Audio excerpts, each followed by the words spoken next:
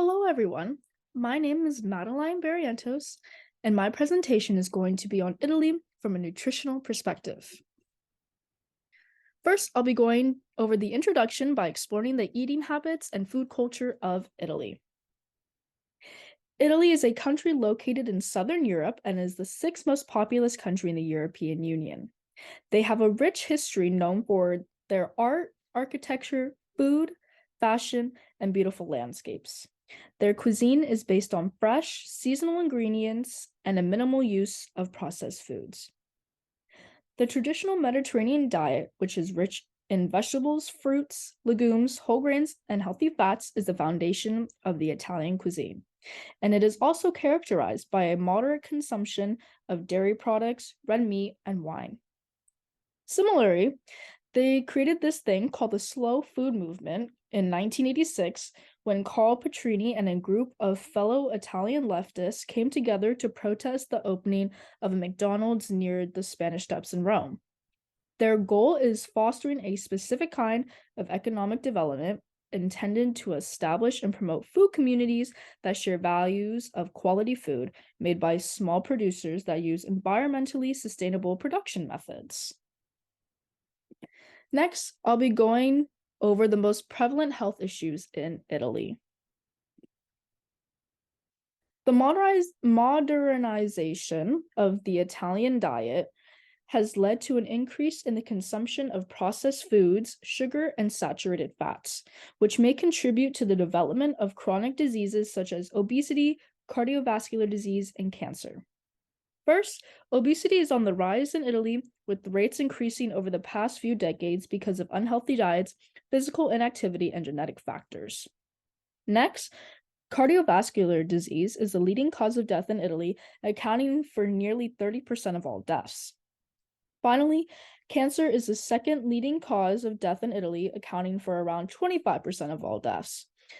The most common types of cancer include breast cancer and lung cancer, due to a high tobacco use, unhealthy diets, physical inactivity, and exposure to environmental toxins. Next, I'll be exploring how globalization introduced significant changes. Globalization has affected Italy because as Italy has become more connected to the global food system, there has been a rise in availability and consumption of processed and fast foods. These foods tend to be high in salt, sugar, and unhealthy fats, such as trans or saturated. Italian diets have become more influenced by global food trends, and there has been a decline in the consumption of traditional foods, which the slow food movement wanted to introduce because they have health promoting properties. As global meat consumption has risen, so too has the amount of meat consumed in Italy. Finally, changes in food production and distribution has led to an increase in the use of pesticides, hormones, and antibiotics, which may have negative health effects over the long term. Additionally, changes in food distribution may mean that people are consuming foods that are not locally grown or in season, which can definitely impact the nutritional quality of the food that they're eating. Finally, I will be exploring some solutions from a public health nutritional perspective. Some possible solutions to address the issue of the changing eating habits and increase diseases in Italy are eating fresh, programs, regulations, and better access.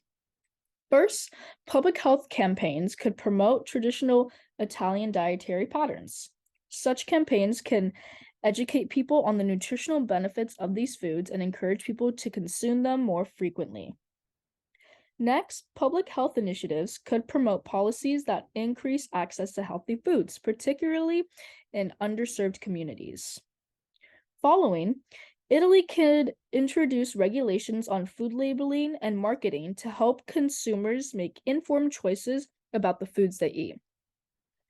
This could include requirements for a clearer and more comprehensive food labeling, restrictions on the marketing of unhealthy foods to children, and regulations on the use of health claims and food advertising. Lastly, encouraging physical activity by creating programs to promote walking, cycling, and other forms of active transportation can help lower these chronic diseases, as I mentioned earlier.